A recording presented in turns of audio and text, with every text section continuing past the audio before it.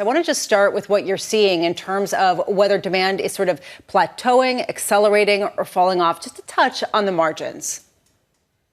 Well, good morning, and thank you for having me on. Demand in the cruise industry right now is great. We're very, very happy with what we're seeing with the consumer. Keeping in mind that the demographic that we're pursuing is mostly upper middle class, upper class demographic across our three brands. And those consumers certainly continue to have money to spend and are continuing to spend it on cruise vacations.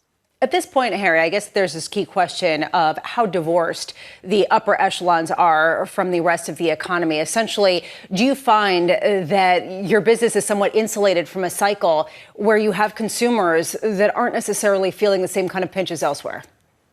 So I think there's a number of criteria, a number of things that really do help insulate us, as you mentioned. Number one, we are fishing in the upper demographic pool, as I mentioned, but we also have a very long lead time for booking. So unlike hotels and air, which are dependent on a lot of close-in bookings, our average booking curve is 6-8 months into the future. So we have tremendous visibility into trends. If there is ever any weakness, and we're not seeing any, but every once in a while there's a few sailings that perhaps are doing less well, we can make adjustments 6-8 months in advance, small adjustments that put things back on track. It's really a unique feature of the cruise industry that allows us to continue to have more stable and higher returns.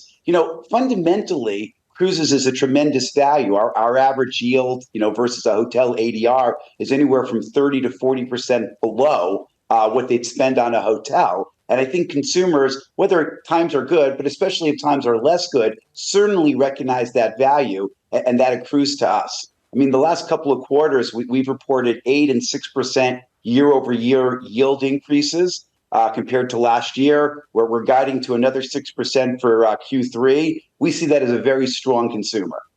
Harry, I just wonder about prices. I mean, are you in a position where you might even be able to raise prices given that level of demand? I think, yes, great question. I think what we've shown in our financials for the last few quarters is pricing has been going up. We're guiding in Q3 and Q4 for prices to go up. I mean, you may imagine, with the long lead time I described, Q3 and Q4 are substantially sold out. So we have great visibility. And we stand behind the guidance we just issued a few weeks ago in our quarterly earnings call. Pricing will absolutely go up in both quarters, and it looks that way for 2025 certainly as well.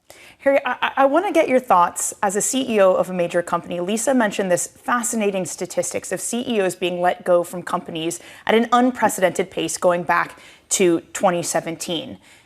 I wonder how you think about this moment in time. You're obviously the CEO of a company that's successful, but when you look among your peers, again, not just the cruise industry, but CEOs of large companies, has something changed that there is more pressure in a way there hasn't been before?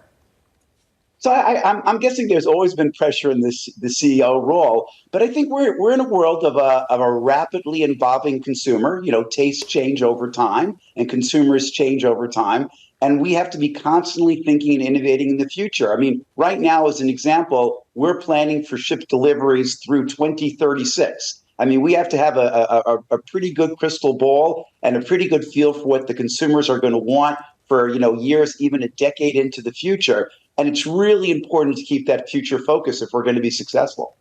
Harry, we had the CEO of Marriott on yesterday, and they're talking about Marriott yachts now. Are you concerned on the higher end consumer, the competition that's coming into the industry? I've always said that our competition is not other cruises. I mean, cruises in general make up about 2 to 3% of the overall vacation market. We're keenly focused on what hotels do in general. And we believe cruising is a wonderful vacation alternative to hotels. I mentioned before the huge gap in value. We're priced 30 to 40% below a hotel. But also, hotels have their asset light model as being a competitive advantage in their industry. It's also a competitive disadvantage because they lose control of the product. We own all 32 ships in our fleet, fully own them 100% ourselves. We have 13 more ships on order, by the way. And we can ensure that we deliver an outstanding, consistent product across the fleet. And I think guests are beginning to realize that consistency is something you don't always get in the hotel space. I've been on cruises before. Then when you get on board, all the extras you have to spend more on, especially things like some of these excursions. Are you seeing consumers start to ratchet back some of that spending? Not at all. Our onboard spend continues at record levels. We get weekly reports. As our ships travel, of our 55 to 60,000 guests that we're carrying at any given time, onboard spend shows no cracks. We're very, very happy. It's another advantage. I mentioned the long lead time that consumers have in making bookings. So they're paying for their cruises 4 or 5 months in advance. By the time they come on the cruise, that money's spent. It's already paid for off their credit card. They come on the ship with the full wallet ready to spend more. And unlike hotels, where people don't really stay at a hotel other than to sleep, people stay on the ship to do everything: shop, spa, casino. They arrange their shore tours for us. So we really get a much larger share of the consumer's wallet on the ship as well.